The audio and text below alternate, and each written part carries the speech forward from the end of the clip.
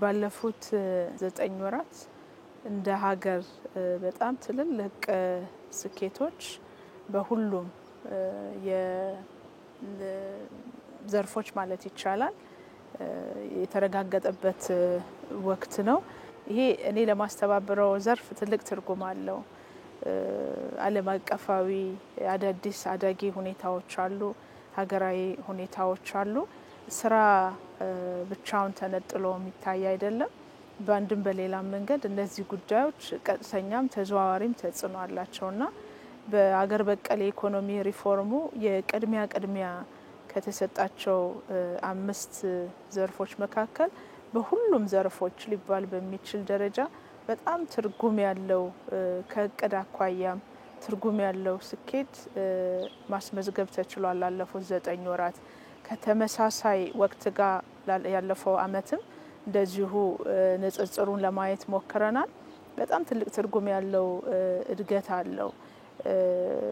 ስራ ፈጠራ ስንል ከአጠቃላይ የልማት እንቅስቃሴው ጋር አብሮ ተሳስሮ የሚታይ ስለሆነ በእያንዳንዱ ዘርፍ ያለው እድገትና ለውጥ ውጤት ቀጥተኛ በሆነ መልኩ የስራ እድል ፈጠራ ዘርፉ ላይ ኢምፓክት አለው። ዓለም አቀፍ ትሬንዶቹም እንደ ሀገር የጀመርነውን የሪፎርም አጀንዳ በማሳካትም በሌላ መንገድ በመገዳደርም ረገድ ያላቸውን ትርጉም አይተናል። ይሄ በቀጣይ ወራት ለምንሰራው ስራ ደግሞ ትርጉም አለው። ኢትዮጵያ ውስጥ በጣም ብዙ አዲስ ነገሮች አሉ። አንዱ አዲስ ነገር እንደዚህ አይነት ተግዳሮቶችን ወደ እድል መቀየር የሚችለው እሳቤ ነው። ላለፉት 7 አመታት ይሄ እሳቤ ረጅም ርቀት እንድንመጣ አድርጎናል። በያዝነው 9 ወራትም እንዲህ የተፈጠሩ ያሉ አዳዲስ ዓለም አቀፋዊ አዝማሚያዎች በእርግጠኝነት አመራሩ ያለውን ዊዝደም ተጠቅሞ ወደ እድል የሚቀይራቸው ናቸው ማለት ነው። ብዙዎቹም እድል የመሆን ፖቴንሻል አላቸው። ለ9 ወራት ባከናወናቸው ስራዎች 3.4 ሚሊዮን ለሚሆኑ ዜጎች የስራ እድል ተፈጥሯል። ይሄ የዳታ ማጥራት ስርዓቱን የተከተለ ሪፖርት ነው። በፐርሰንቴጅ 86% ነው ከእቅዳችን። በጀት አመቱ የተለየ በጀት አመት ተደርጎ ነው የተወሰደው። ሁሌ የምናደርገው ኤክሰርሳይዝ አለ። ዘንድሮ ግን እስካሁን ከተቋቋምንበት ጊዜ ጀምሮ ይዘን የማናቀውን ግብ የጣልንበት በጀት አመት ነው። 4.9 ሚሊዮን ለሚሆኑ ዜጎች የስራ እድል ለመፍጠር ነው ግብ የጣልነው። ከዚያ ውስጥ 3.4 ሚሊዮን ለሚሆኑ ዜጎች የስራ እድል ፈጥረናል። ይሄ ቋሚ የስራ እድል ብቻ ነው ማለት ነው። ቋሚ የስራ እድል በተጣራ በተረጋገጠ የመረጃ ስርዓት የኛ የመረጃ ስርዓት 83% ነው የሚወስደው።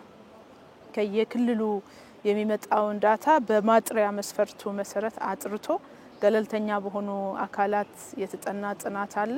በዛ መሰረት የተቀመጠ ምጣኔ ነው። በዛ ምጣኔ ነው ማለት ነው ይሄ ሪፖርት የሚቀርበው። ስለዚህ 3.4 ሚሊዮን የሚሆኑ ዜጎች ቋሚ የስራ እድል ላይ ተሰማርተዋል። ግብርና ዘርፉ ትልቅ ድርሻ አለው። የአገልግሎት ዘርፉ ቀጥሎ ይመጣል። ሶስተኛው በኢንዱስትሪ ዘርፍ ነው ማለት ነው። ከድርሻ አኳያ የተፈጠረው የስራ እድል ከሀገር ውስጥ የስራ እድል ፈጠራ አኳያ ትልቁን ስፍራ የሚይዘው ከጣልነው ግብም ከፈጸምነው ፍጻሜም አንፃር እሱ ነው። ቀጥሎ የውጭ ሀገር ስራ ስምሪት ነው። ምርጫቸውን ከሀገር ውጭ ባሉ የስራ እድሎች ማድረግ ለሚፈልጉ ዜጎች ደግሞ ህጋዊ ስርዓቱን አስፍተን አሰራር ስርዓቱን አዘምነን ቅልጥፍና ያለው ውጤታማ እንዲሆን ለማድረግ ሰፋፊ ስራዎች ሲሰሩ ቆይቷል። በያዝነው በጀት አመትም ተቋም ውስጥ እየተሰራ ያለውን የዲጂታላይዜሽን ስራ አጠናክሮ በመቀጠል አገልግሎቱን ለማሳለጥ ጥረት ተደርጓል። እንደ ውጤት ደግሞ የውጭ ሀገር ስራ ስምሪት ላይ እንደዚሁ 344,000 ለሚሆኑ ዜጎች የስራ እድል ተፈጥሯል ማለት ነው። ይሄ ከያዝነው እቅድ አንፃር በምንፈልገው ደረጃ ያልተሳካ ቢሆንም ከተመሳሳይ ወቅት ጋር ወስደን ካየን አምና 270,000 ገደማ ነው በዚህ ተመሳሳይ ወቅት የፈጠርነው። ዘንድሮ የ140,000 ገደማ ልዩነት አለው ማለት ነው በአጠቃላይ። ሌላ አዲስ የጀመርነው አምና በነበረው በጀት ዓመት መጨረሻ ይፋ ያደረግነው የርቀት ስራ ነው። የርቀት ስራ ዜጎች እዚሁ ሆነው በጣም የተሻለ ትልቅ ገቢ የሚያገኙበት በተለይ የዲጂታል ዓለሙ የፈጠረውን መልካም አጋጣሚ መጠቀም የሚችሉበት እድል ነው። ክቡር ጠቅላይ ሚኒስትራችን እንደ ሀገር በጣም ትልቅ እድል ለወጣቶች የፈጠሩት አንዱ ከፈጠሯቸው ብዙ እድሎች አንዱ የኮደርስ ኢኒሼቲቭ ነው። ይሄ ኮደርስ ኢኒሼቲቭ ብዙ ዜጎቻችን የዲጂታል ክህሎታቸውን እንዲያሳድጉ ለማድረግ ያስችላል።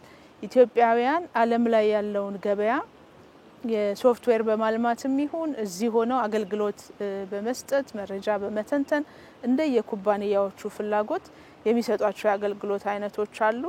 እኛ ኩባንያዎችን በመቅረብ ወደ 9 በላይ ከሚሆኑ ኩባንያዎች ጋር እየሰራን ያለነው 90,000 በላይ የስራ ትዕዛዝ ተቀብለናል ከነዚህ ኩባንያዎች። ከዚያ ውስጥ 45,000 ገደማ የሚሆኑት ዜጎች የዚህ እድል ተጠቃሚ መሆን ችሏል። ይሄ በነገራችን ላይ መካከለኛ ገቢ ያላቸውን ዜጎች በአጭር ጊዜ ከመፍጠር አንጻርም በጣም ትልቅ ትርጉም ያለው ስራ ስለሆነ የኮደርስ ኢኒሼቲቭ ስልጠና ያገኙም ሌሎችም የዲጂታል ክህሎት ያላቸው ዜጎች በዚህ አጋጣሚ የዚህ እድል ተጠቃሚ እንዲሆኑ መልእክቴንም ማስተላለፍ እፈልጋለሁ። አንዱ በበጀት ዓመቱ ከሰራነው ስራ ዜጎችን በክህሎት የበቁ እንዲሆኑ ማስቻል ነው። እንግዲህ ኢኮኖሚው ተወዳዳሪ ይሁን ካልን ምን ገነባው ስርዓት ሁለንተናዊ ብልጽግናን ያረጋገጠ ይሁን ካልን ዜጎችን በትምህርት በስልጠና የማብቃት ጉዳይ ተቀዳሚው ነው የሚሆነው። ከዛ አንጻር በአጫጭር ስልጠናዎችም ይሁን በመደበኛ ስልጠና ዜጎችን ማሰልጠን ተችሏል ባለፉት 9 ወራትና ይሄ እዛው ሳለ ያወቀ የተዘጋጀ ዜጋ ወደ ስራ ዓለም እንዲገባ በማድረግ ረገድ ትርጉም አለው።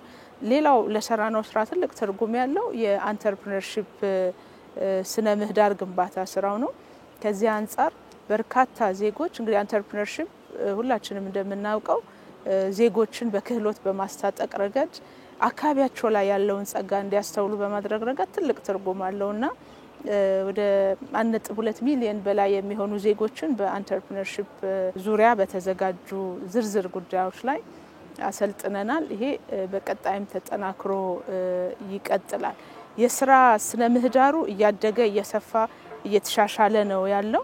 የብድር አቅርቦት አምና ከተመሳሳይ ወቅት ጋር ከነበረው ያደገ ነው። ዘንድሮ ለሰሪ ኃይሎች የስራ ቦታ ከማቅረብ አንጻር ገበያ ከማስተሳሰር አንጻር በኢትዮጵያ ገበያ መረጃ ስርዓት የተመዘገቡ ኢንተርፕራይዞች የለማ የገበያ ስርዓት አለ። እዛ ላይ ከሚጠቀሙት ባሻገር የተፈጠረው የገበያ ትስስርም በጣም ትልቅ ነው። በያዝነው በጀት ዓመት የነዚህ ድምር ውጤት ነው እንግዲህ የስራ ስነ ምህዳሩን ለስራ ፈላጊዎች ወይም ለሰሪ ኃይሎች ምቹ ማድረግ የሚያስችለውና ማነቆ እየፈታን ምቹ ሁኔታ እየፈጠርን በመሄድ ረገድ ረጅም ርቀት የመጣንበት ወይም ትርጉም ያለው ርቀት የመጣንበት 9 ወራት እንደነበሩ ማንሳት ይቻላል። ልዩ ስራ ዘንድሮ የጀመርነው በልምድ ክህሎት ያላቸው ዜጎች እውቅና የሚያገኙበት ስርዓት ዘርግተናል። ለምሳሌ ቀለል አድርጎ ለማስረዳት ለሳኝ ሆኖ በልምድ ሲሰራ የነበረች ሰው በእኛ ስርዓት ተጠቃሚ መሆን ከቻሉ ያሉበት የብቃት ደረጃ ይመዘንና ያሉበትን ደረጃ የሚመጥን ደረጃ 3 ከሆነ የደረጃ 3 ሰርቲፊኬት ያገኛሉ። ይሄ የዜጎችን ገቢ ለመጨመር እንደ ሀገር ደግሞ የሂውማን ዲቨሎፕመንት ኢንዴክሳችንን ለማሻሻል ኢኮኖሚያችንን ተወዳዳሪ ለማድረግ ትልቅ ፋይዳ አለው። በዚህ ሀገራዊ ፕሮግራም እንደ መጀመሪያ ስራ በርከት ያለ ሰው ተጠቃሚ መሆን ችሏል። 15,000 ገደማ የሚሆኑ ዜጎች ሰርቲፋይድ ሆነዋል። ነገር ግን በቂ አይደለም። 80,000 ዜጎችን ቢያንስ በዚህ በጀት ዓመት ለመድረስ አቅደን እየሰራን ነው ያለነው። በድምሩ ተወስዶ ከታየ በክህሎት ልማት በስራ እድል ፈጠራ እንዲሁም በአሰሪና ሰራተኛ ግንኙነት ረገድም የአሰሪና የሰራተኛ ግንኙነት ምክክር ላይ ድርድር ላይ የተመሰረቱ ጤናማ የሆነ ኢንዱስትሪ ወይም ሰላሙን ያረጋገጠ ኢንዱስትሪ እንዲሆን በማድረግ ረገድ የኢንዱስትሪ ባህል ግንባታ ላይ ትኩረት አድርገን እየሰራን ያለነው የማህበራዊ ወይም የምርታማነት ምክክር መድረኮች አሉ።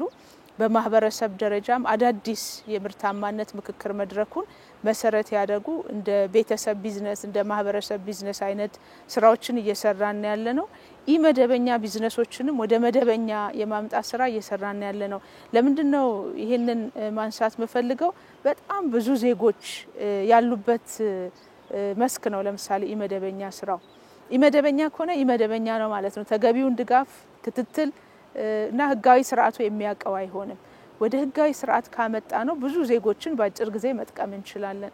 የቤተሰብና የፋሚሊ የኮሚኒቲ ቢዝነስ ምንላቸው ብዙ ዜጎች የሚገኙባቸው ስለሆነ እንደ ቤተሰብ ምርታማ የመሆን እንደ ማህበረሰብ ምርታማ የመሆን እድልን ስለሚያጎናጽፉ ዜጎች እነዚህን እድሎች በደንብ እንዲጠቀሙ በዚህ አጋጣሚ ጥሪ ማስተላለፍ ፈልጋለሁ። ማነቆ ተብሎ ወይም እንደ ቻሌንጅ የተነሳው የምንፈልገው ወይም ኢትዮጵያ ውስጥ ያለው የስራ ፈላጊ ቁጥር እንግዲህ ያደረ እዳለን እንደ ሀገር አዲስ ፍላጎት አለ። መጪውንም ጊዜ ታሳቢ ያረገ ስራ መስራት ይፈልጋል። የምንሰራው የስራ አይነት አንድ አይነት ችግርም ይፈታ አይደለም። እነዚህን ሁሉ አንድ ላይ አድሬስ ማድረግ ይፈልጋልና ከዛ አንፃር ከእቅድ አንፃር ጥሩ የሄድን ነው ብለን እንላለን።